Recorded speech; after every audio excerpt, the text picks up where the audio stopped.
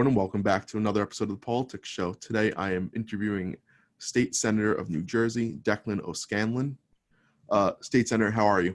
I'm doing real well. To your audience, excuse my disheveled appearance. It was a long day today, and I just got back from a run with my dog. So, again, apologies. It is all okay. So would you mind telling us a little bit about who you are and what you do? So I'm Declan O'Scanlon. I'm a senator, a state senator in the 13th Legislative District here in Monmouth County. It encompasses areas around the Two Rivers area, the Rumsden, Fairhaven, Little Silver area. I live in Little Silver, and Monmouth Beach, Oceanport down in this end, and it runs right up. I represent Middletown, and then virtually the whole Bayshore area of Monmouth County, all the way up through Union Beach, including Highlands, Atlantic Highlands, and then it curves back over into Marlboro. It's a great district to represent. Really a good cross section of the best aspects of New Jersey. I am in my mid 50s and been involved in politics for most of my life. I was elected to Little Silver councilman back in 1994, and then into the state legislature in 07, sworn in 08. And I'm in my first term as a senator, and enjoying it despite the truly epic, trying nature of the job before us right now. It's very satisfying. If you're involved in public service for the right reasons, you want to be there in crisis. You want to be a problem solver. You want to be a change agent. And I'm getting to do all those things. So it's a dream come true. So you just alluded to the first topic that we're going to talk about, this crisis at hand. A few weeks ago, and throughout the few weeks, you've been tweeting, you've been making public statements, seemingly characterizing the Murphy administration's lockdown orders as somewhat absurd because of their restrictions on business, restrictions on just the person and individual in general. Would you be able to explain your position? I can. It's not hard, actually. You don't need to be a scientist to explain it. The administration, with the best of intentions, I'm friendly with the governor, and I love members of his staff. There's none of them that I don't consider a friend. So I need to start with that. But this slow roll, micromanaged, nonsensical reopening plan doesn't make any sense. There's nobody that can justify it. And quite frankly, the people within the governor's own administration, a quasi anonymous letter was sent last week before. They're all blurring together now. From within the health department. And I say quasi-anonymous because these folks did divulge their identities to reporters that the letter was sent to. They said that they're not being consulted.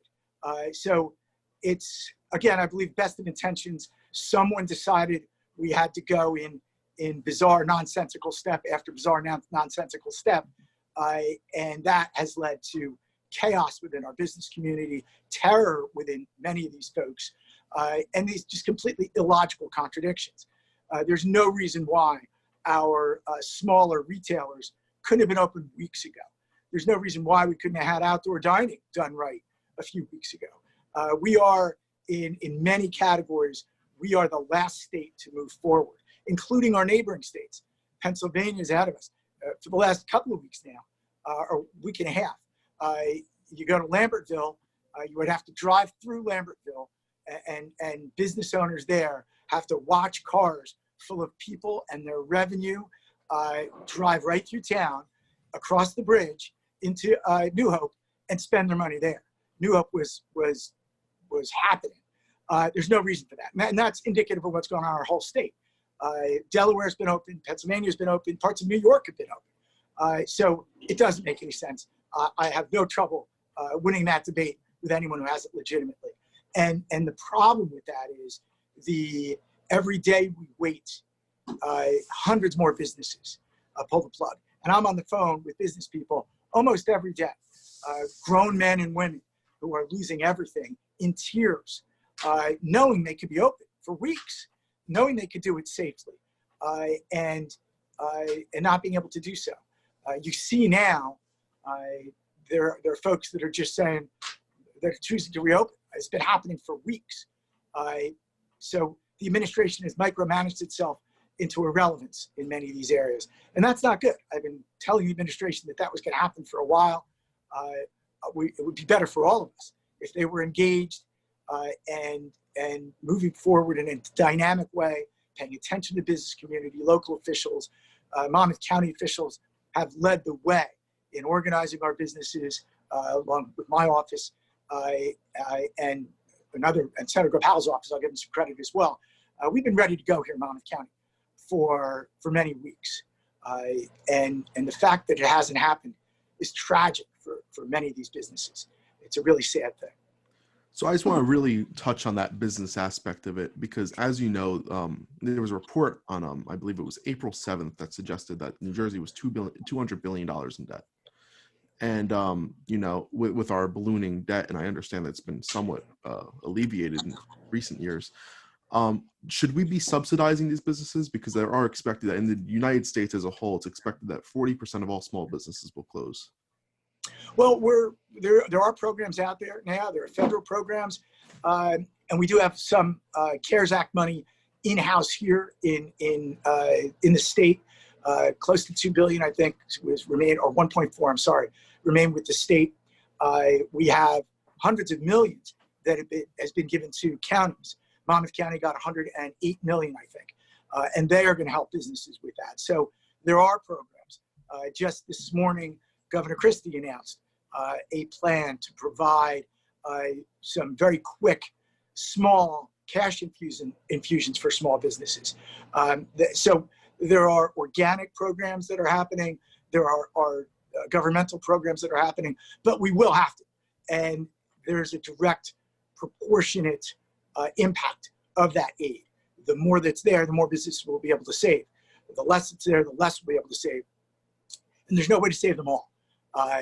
The two best things we can do for businesses, three actually. One is some government aid, and mostly that's going to be federally sourced because the state of New Jersey doesn't have much.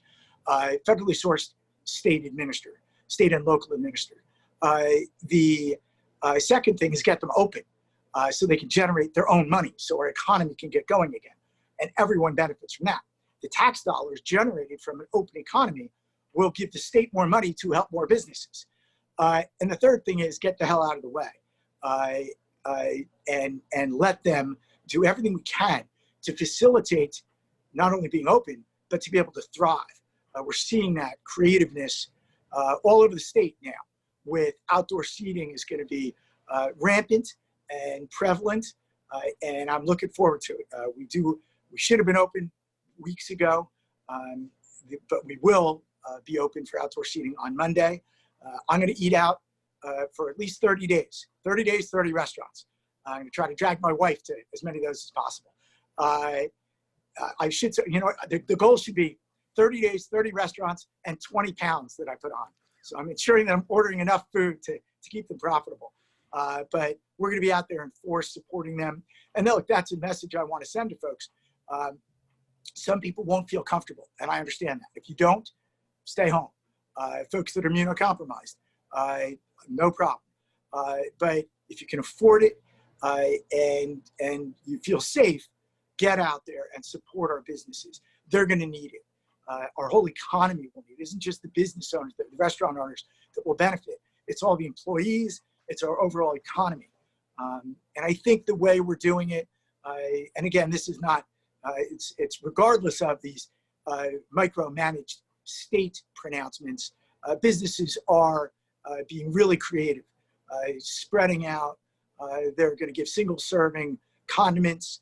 They're going to prop doors open so people don't have to touch things other people are touching. They're really doing it right. And I am hopeful it'll be successful. We can't, though, assume for sure that there won't be some pockets of resurgence. There very well could be. We have to be prepared for that. But I think we have, between our changed practices and our much more voluminous testing now, I believe that we'll be able to, I'm hopeful we'll be able to curtail any spread. But for those people that argue that we have to stay locked down until there's no possibility of spread, that would guarantee a lockdown of a year or more guarantee not a recession, probably a depression, and I guarantee you many, many lost lives. So that's not an option. Once you accept that that's not an option, you have to come up with a way that we can reopen as safely as possible. And we know we have had that and have been ready for that for weeks. So I'm looking forward to it and looking forward to all our businesses, hopefully, as many still survive, thriving. So you actually sort of did that when you came up with your own version of the guidelines, the Health, Liberty, and Prosperity, I believe they were called. And in that, you mentioned it before, prop open doors, provide salt, pepper, and ketchup in single-use servings. But should things like that be mandated, or should they be left up to the discretion of the business? I think left up, you could leave these things up to the discretion of businesses. You could probably tomorrow, the government could say everyone could do anything they want. And I know of no business that, and I've spoken to more than 100 business owners in the last month and a half, probably. Certainly hundreds over the past 3 months. Not one of them is interested in killing its patrons. And local officials are not interested in killing their constituents. And the patrons aren't interested in participating in risky behavior. There's a few folks out there, no question, but most aren't. Even the most diehard skeptic is changing his or her behavior. So we could, if you look at it that way, you don't need really any government mandates. Leave it up to business owners, local elected officials. We pay a lot of money for our local governments. We lament how much in property taxes we pay. Right now, we could benefit from that investment by leaving reopening plans and guidelines to those local businesses. The same things won't apply to, say, an inner city versus a suburb. Let's trust them, not make it one size fits all. So my point is, you could just fling the doors open tomorrow and most people are going to behave very reasonably. Businesses will be making these allowances. So I've said my plan is kind of a happy medium, a government giving some guidelines, some basic guidelines, and trusting businesses and local elected officials and police and health officials and individuals to behave reasonably. People aren't stupid. New Jersey's the butt of many jokes, frequently suggesting that we're not all that bright. That's garbage. We're the smartest people on the planet, and we tend to default to behaving reasonably, and we will. So we are wasting weeks, maybe months at this point, in government taking a lot of time formulating these minutia guidelines that end up being discarded. A lot of this, it's just impossible. Recreation programs, I think it was 12 pages of guidelines that mean many recreation programs won't even happen. Here in Little Silver, we just canceled the other day, pulled the plug. They were trying to figure out how to make it work. It was impossible. Taking temperatures every day, these kids, on a 95-degree day, or taking temperature of the kids, ridiculous. And all these kids now won't be at organized sports. They're all together at the playgrounds anyway, wrestling, and it's counterproductive. We're losing time to build guidelines that will be discarded anyway, or will simply have the effect of not having organized openings or organized sports. And it gets back to your first question. My criticisms of the administration, that's another big area. The micromanagement is just, it's ridiculous. I think I counted 43 bullet points in the recreational opening plans. Daycare, I think, was 12 pages. Many of these daycares will just go out of business. Rather than letting them behave reasonably, do their thing, help our economy open by giving parents a place where their kids can go for the day. So we're being self-destructive, and that's unfortunate. So just very quickly, I just want to touch on that. One of the other one of the arguments against the Murphy administration's lockdown orders in general, there's a crowd of people, and I'm not sure if you're part of this crowd, so I'm going to ask, calling it they're unconstitutional, tyrannical. Would you subscribe to that? Look, I don't tend to go down that path of that much hyperbole. I think there are constitutional questions, and there's certainly some justice questions, whether it's a constitutional question or not. When you permit Home Depot to be open, but not a pool supply store to be open, that's arbitrary and capricious. And you're crushing these small businesses while funneling all this money to big box stores. And let's talk about pool supply stores. They're still closed until I think the 22nd. Well, I'll bet you 80%, I haven't verified this, but 80% of pool chemicals and pool investments are happening right now. You're going to destroy these businesses right within this probably 4 to 6 week period that may end on June 22nd. You probably have 80% of pool supplies will be purchased. And all of that is going to be purchased at a place like Home Depot. That's crushing to these businesses. I've spoken to some pool supply folks. They never have more than a few people in their buildings at once. And they can certainly ensure that. No reason for it. So I'll leave it up to you whether it's tyrannical or unconstitutional. I will say it is tragic and shouldn't be happening. So I think that me and you can both agree that the Murphy administration has certainly not rushed its reopening, to say the least. On the contrary. But, won't reopening these non-essential services at near full capacity, because if we let these localities and stores in general just decide, won't that guarantee, similar to what we've seen in other states, I believe it's 22 states with a rise in insurgence of cases? There may be. As I said before, there is absolutely the possibility, if not the likelihood, that you will see some areas of respreading of the disease and of the virus. And we need to accept that whatever we do, there's risk. If we stay locked, the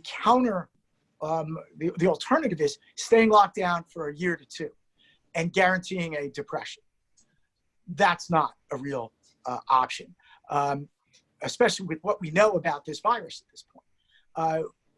I think there's plenty of things we know, and our information base gains every day. Other states have opened, and you have seen some spread, but there's no state that's relocking down. It hasn't happened. The spread hasn't been rampant, and they're keeping an eye on it. We have a few things that are different now than existed three months ago. 3 months ago, we didn't even know it was happening. We had no precautions. We were taking there was no social distancing or other safety precautions, and we had no testing. So the virus could spread as rampantly as it possibly could for the months, say, preceding when we finally locked down. Those conditions aren't the same now. We have a lot of reason to believe it will never spread like it spread back then. We are all doing things differently now, and these things have worked. So we know some of the things we're doing are working. So it won't spread as fast. And we also we had zero testing 3 months ago. We now have plenty of testing. If you want to go out and get tested, you and 100 of your best friends want to get tested over the next 2 or 3 days, we could do it right here in Monmouth County. No problem. I've personally gone out and verified that that's the case. And that's been the case for 4 weeks or so. There are areas where we need to make sure in underserved communities, we make sure that the testing is available, but it's there.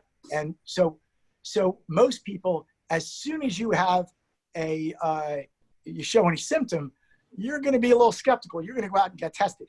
You didn't have a remote option to get tested 3 months ago.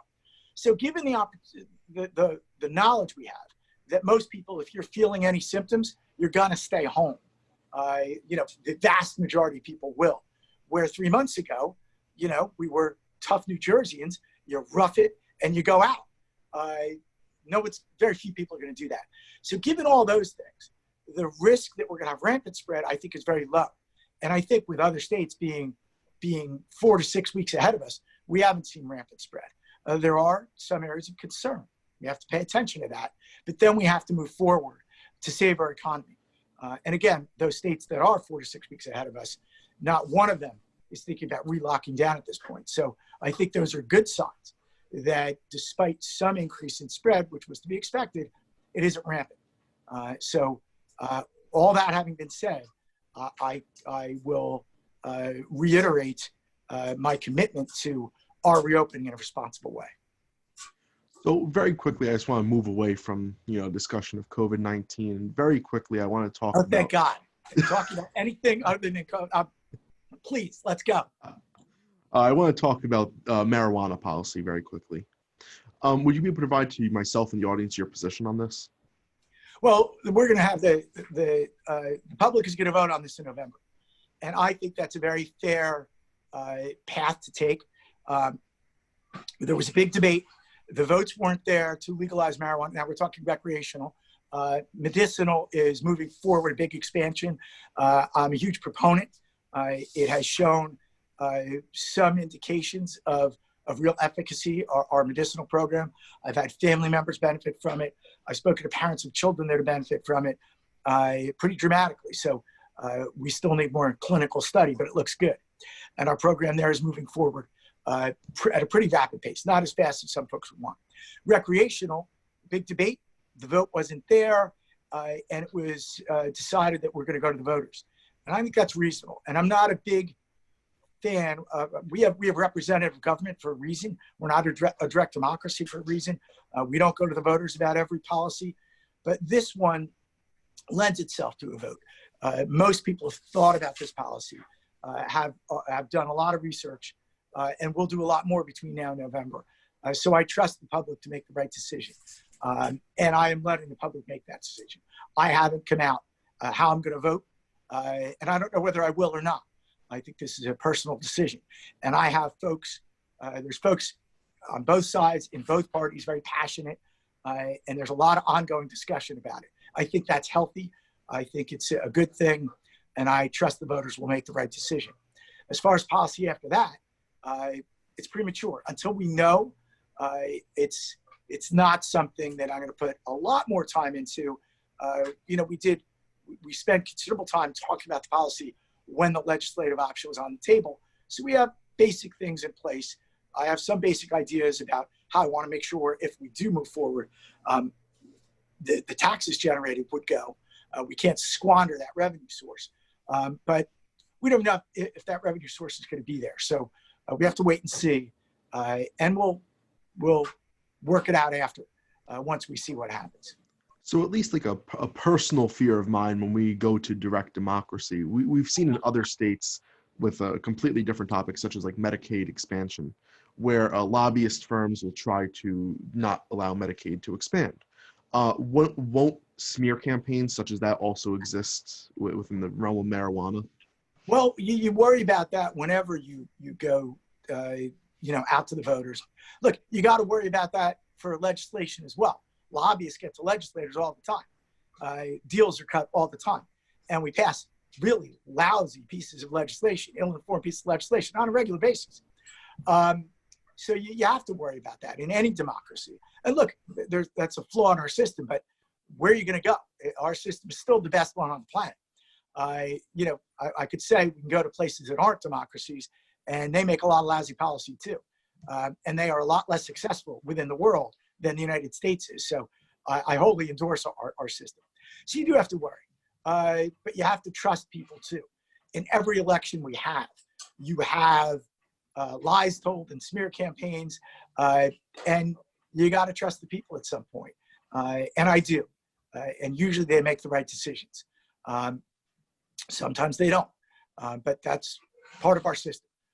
So I think with marijuana policy, it's going to be very hard for either side to succeed in dramatically misrepresenting the facts.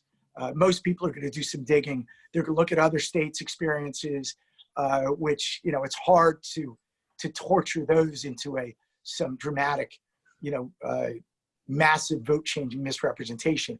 I don't think that's going to happen. I think we'll be okay.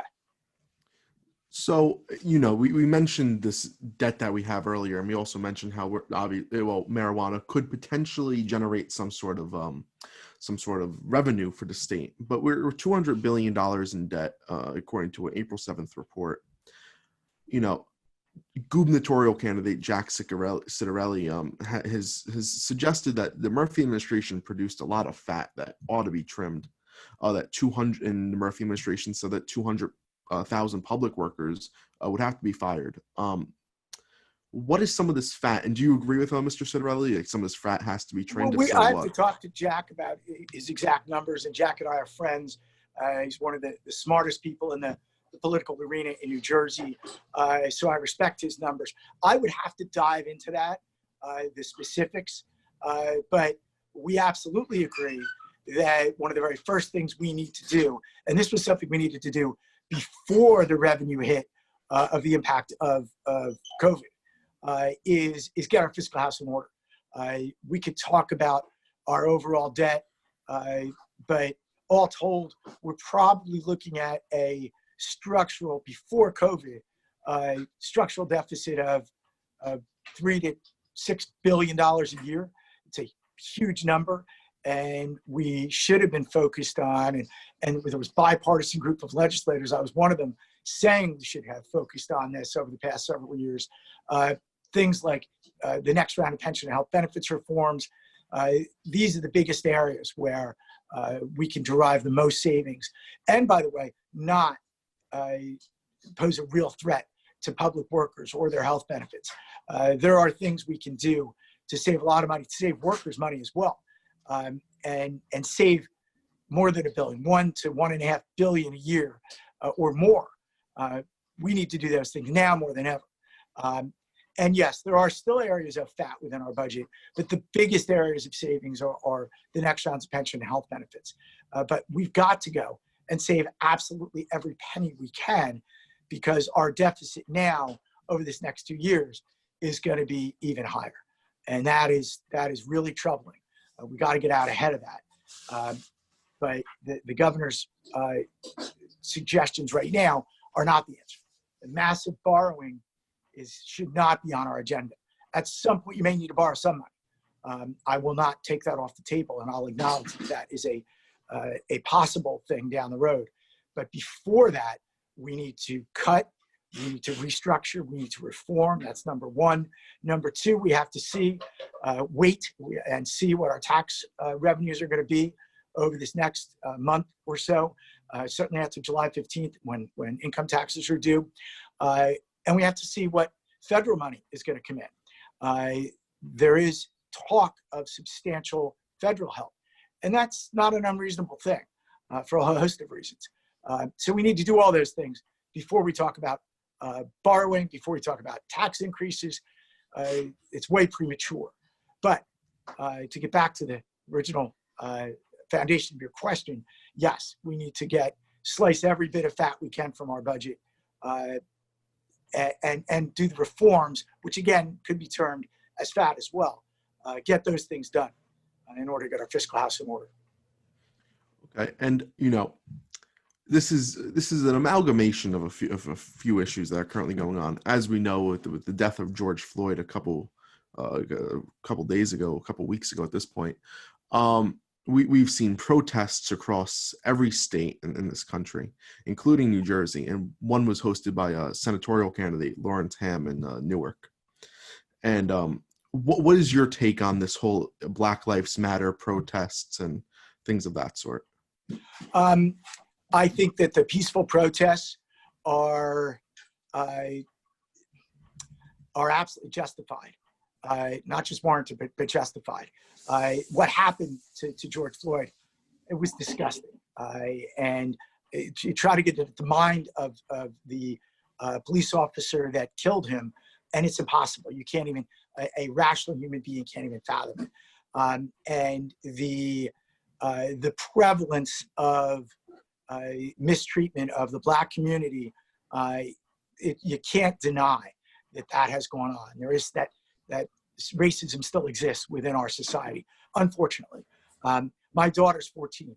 I was hoping when she was born that she wouldn't know racism, and unfortunately we have not succeeded in that. My sister is due to give birth 2 days ago. I am hopeful that my new niece or nephew, we don't know what it's going to be yet, won't know racism. It falls to us now to reapply ourselves to doing away with racism. There are other problems, though. Certainly within our police community, I've spoken to a ton of cops about this. I'm a huge supporter of our law enforcement community, but things need to change there too. There's no denying that the brotherhood of police, which is a good thing because they need to be there to defend each other. Sometimes they don't like each other. They need to be willing to put their lives down for each other. But there needs to be self-policing within that community more than there is. The other cops on the scene with the cop that killed George Floyd didn't take action. There's a reason for that. We need to figure out what that is. And I think we do know somewhat within that community, the inclination to defer even when something tragic might be happening needs to change. And police that do report bad cops can't be shunned or punished for that. And that does occur now within police communities.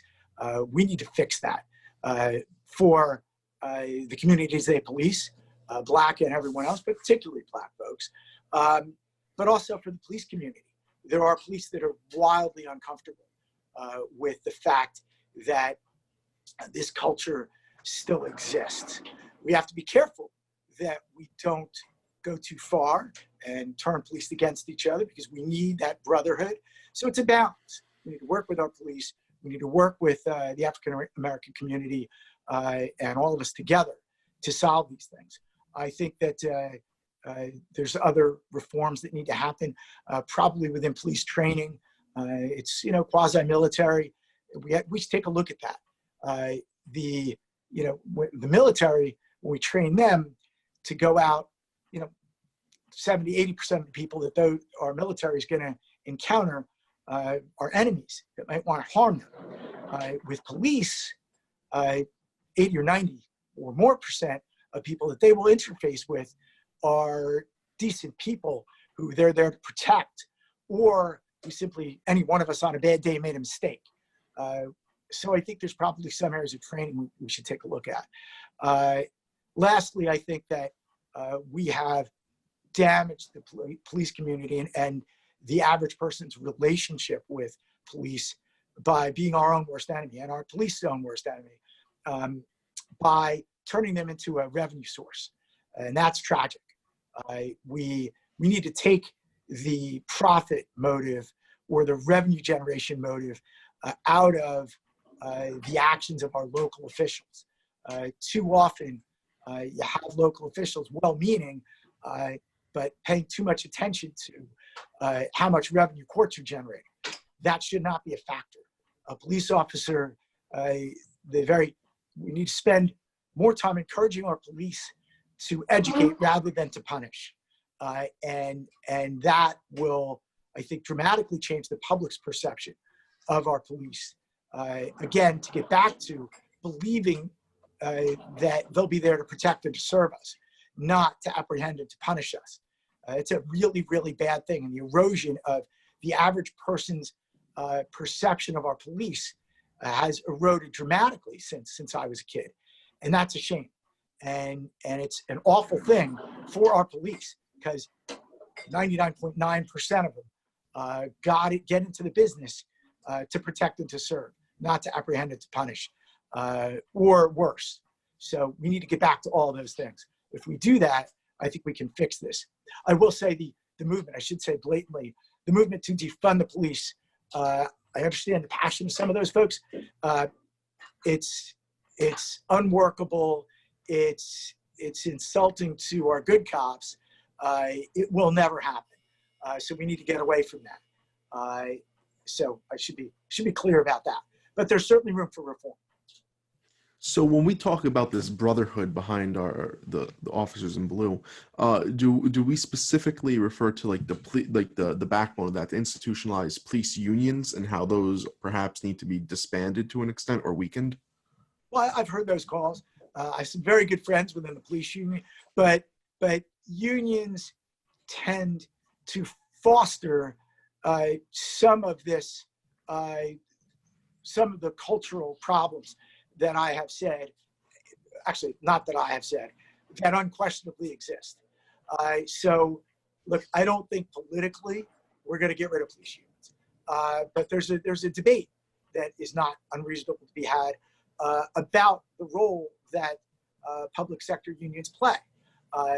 We have to minimize the areas where it's counter to the public's best interest, that I think we can do.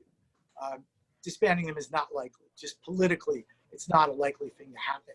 And look, there are some areas where unions play a role, where management might be inclined to take advantage of individual folks, teachers too, teachers, cops, and unions play a constructive role there, but also unions too frequently protect every member, even when you have an incompetent member. That's a problem. And that happens with I think all of our public sector unions make that mistake. And that isn't a help to anyone. Now that's a tough thing for a union to do, to make that distinction of who to protect and who not to protect. But they need to up their game and not just blindly protect incompetence or worse, but help root it out. And people that shouldn't be in these industries, help them choose to get out. I know of police union leaders and NJEA union leaders who have taken the step in the last probably 10 years. I probably name several of them. I won't because I'm going to get them in trouble. Who did exactly that? When you had a teacher that didn't belong in the classroom, said to that teacher, "This is not your profession." So we need more of that, and in the police union as well. Okay, well, I think that's where we're going to end this episode of the Politics Show. I greatly appreciate you coming on. Is there any last thing you'd like to say? No, thanks for having me, Paul. I appreciate it. I hope you'll have me back on. We will never run out of things to talk about and reforms to pursue and debates to have here in New Jersey. There's a lot more work to do, and there will be for our careers. My older one and your younger one will go on much longer than mine. But really appreciate you having me and give me this opportunity to talk to you and hopefully the greater public. All right, I appreciate it. Thank you. Thanks, Paul.